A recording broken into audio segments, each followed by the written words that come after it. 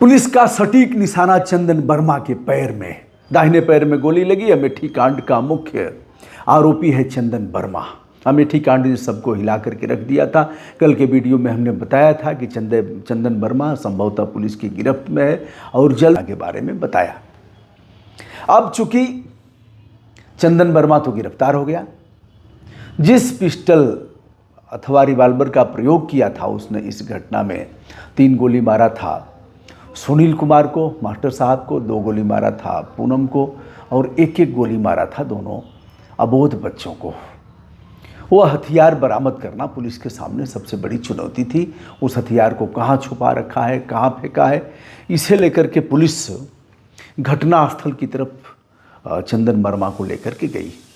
इसी बीच अभी यह बताने की आवश्यकता है नहीं कि चंदन तो हथियार चलाने में माहिर है।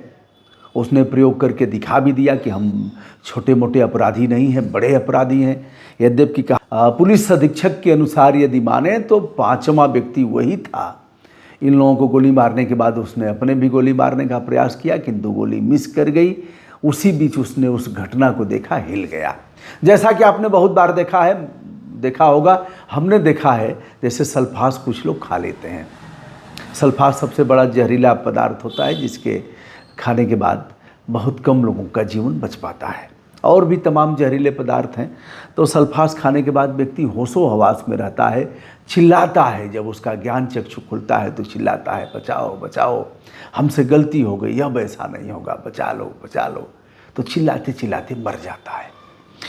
चंदन वर्मा ने जब वह देखा होगा चारों को, वह सीन चूंकि उसके सामने घटित हुई थी, चारों गिर गए थे और उनके प्राण पखेरु उड़ गए थे। इस बीच चंदन वर्मा ने तत्काल तो अपने ऊपर गोली चलाया होगा, किंतु गोली मिस कर गई।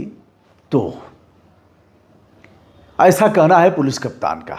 आइए आगे बढ़ते हैं, कैसे पैर में गोली लगी, सटीक निशाना पुलिस ने कैसे लगाया। चंदन वर्मा को गिरफ्तार करने के बाद पुलिस कप्तान 11 बजे रात को बताते हैं, इसका खुलासा करते हैं। पुलिस लेकर के जाती है घटनास्थल पर। इसी बीच चंदन ने उप निरीक्षक मदन वर्मा की पिस्टल छीन लिया और छीन करके भगा, फायर करने लगा। पुलिस ने जवाबी फायरिंग किया और उस फायरिंग में दाहिने पैर में गोली लग जाती है। वह ज़मीन पर गिर जाता है। पुलिस उसे उठाती है। जैसा कि फिर पूर्ववर्ती घटनाओं के अनुसार एक हाथ अपराधी का एक पुलिसकर्मी के कंधे पर, एक का दूसरे पुलिसकर्मी के कंधे पर और पैर में कुछ गमछा वगैरह जो भी है उससे बांध दिया जाता है कि खून न गिरे। फिर स्थानीय हॉस्पिटल में ले जाया जाता है। ऐसा ही कुछ इसमें हुआ।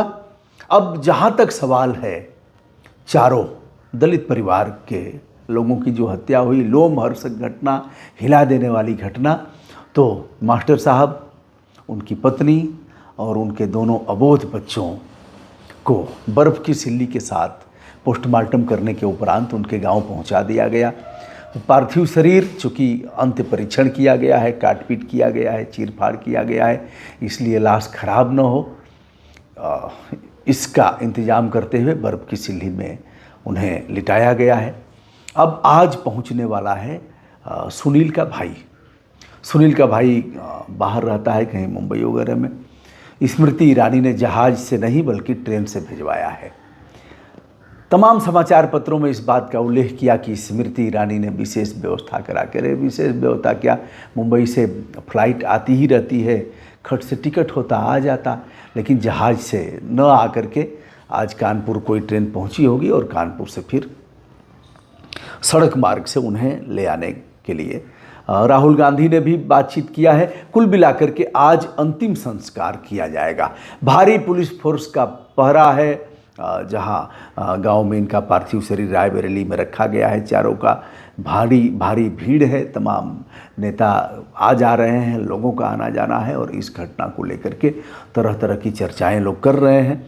कुल मिलाकर देखा जाए तो वहाँ के सांसद किशोरी लाल शर्मा, वहाँ की पूर्व सांसद और केंद्रीय मंत्री स्मृति ईरानी, राहुल गांधी ने भी बात किया पीड़ित परिवार से और भरोसा दिलाया। चंद्रशेखर रावण भी इसमें आगे आए हैं। मायावती जो पूर्व मुख्यमंत्री हैं उनका बयान कल ही आ गया था। लेकिन अब इन सारे मामलों पर एक तरह से पटाक्षेप इस स्तर से होते हुए देखा जा रहा है कि पुलिस ने 24 घंटे के अंदर ही चंदन वर्मा को न केवल गिरफ्तार किया बल्कि सटीक निशाना भी लगाया। अब चूंकि पूरे घटना का पर्दाफाश हो चुका है, इसलिए किसी को कुछ कहने की जगह नहीं मिल रही है। एक मामला ज़रूर आ रहा है जिस पर हम अगले वीडियो में चर्चा करेंगे, क्योंकि वीडियो लंबा होगा। तात्कालिक सूचना ये हमने दिया। आशा करता हूँ आपके कमेंट इस पर विनम्रता के साथ आमंत्रित किए जाएंगे। जैसे भी करें, विनम्रता धारण करें या फिर गरिया आगे करें, जैसे भी करते हैं उस पर रोक टोक तो है नहीं। यह व्हाट्सएप विश्वविद्यालय है सोशल मीडिया का, और जो चाहे जैसे करे, अपनी अपनी मर्जी है। लेकिन हम आपको संपूर्ण आदर के साथ अपना नमस्कार निवेदित करते हैं, इस आशय के साथ कि आइए इस सोशल मीडिया पर भी हम अच्छा करें, बेहतर प्रदर्शन करें। ऐसा कुछ अगर आपको कुछ कहा जाता है, जिस तरह की पीड़ा पहुंचेगी, वैसे ही आप अगर किसी को कुछ कहेंगे तो उसको भी पीड़ा पहुंचना स्वाभाविक है। इसलिए शब्दों की मर्यादा का जरूर ध्यान रखें। नहीं रखेंगे तो किया भी क्या जा सकता है। सादर नमस्कार।